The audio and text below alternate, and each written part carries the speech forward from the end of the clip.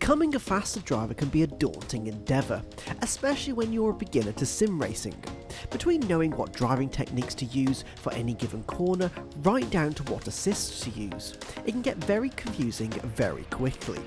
But fear not, we are here to help.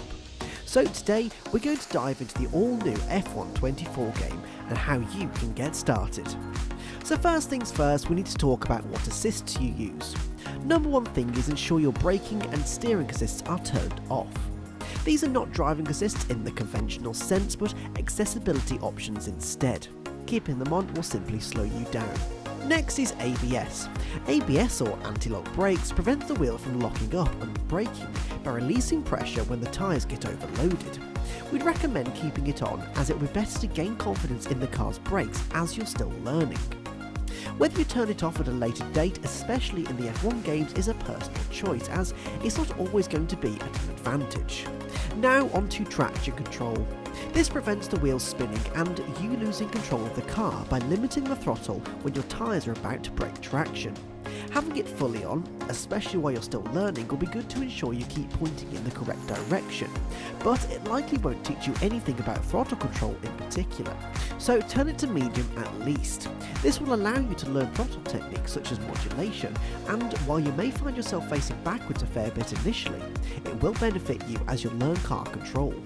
You can of course always turn it off completely, but if you're a beginner, this will likely not go too well. So pace yourself and turn it off when you start to feel the traction control is beginning to hinder your performance.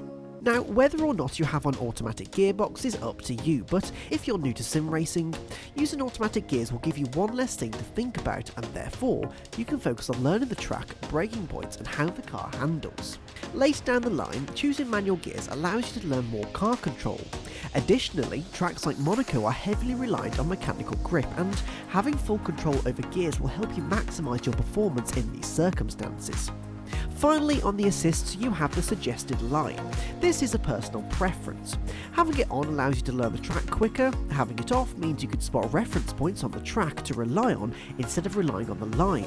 We'd recommend turning it off, as you can learn to look for those reference points now and save you the trouble at a later stage. So we now have our assists, let's jump out on track. If you're virtually brand new to sim racing or racing games in general, don't expect to just jump in and be perfect straight away. So it's better to practice. Thankfully, F1 24 has plenty of ways to teach you with features like Career Mode, F1 World, Time Trial and more. But to start with, use the offline practice sessions to hone your skills, learn how the cars handle, learn the tracks and start to pick up the pace at your own speed. Once you get more confident and want to get ready for racing, this is where the fun really begins. So you could just jump into a race and hope for the best, but this is motorsport, and hoping for the best rarely ends well. So alternatively, you could use Track Titan to see how you can improve.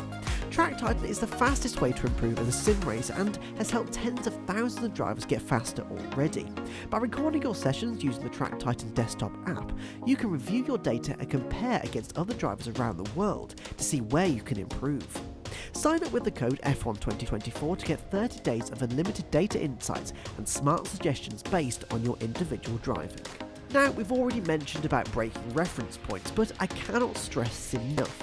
Even if you do have the racing line on, learning reference points on the circuit will help you massively. Whether it be braking boards, a change in track surface, or just a little side road, knowing your braking point using references around the track will make your life infinitely easier. So keep a lookout for these references around the track during practice, so you can brake consistently every single time. If you're unsure of where the optimal braking point is, just check Track Titan. We can see here that I may have been braking a little too early, so now that I know, I can brake a little bit later on my next session.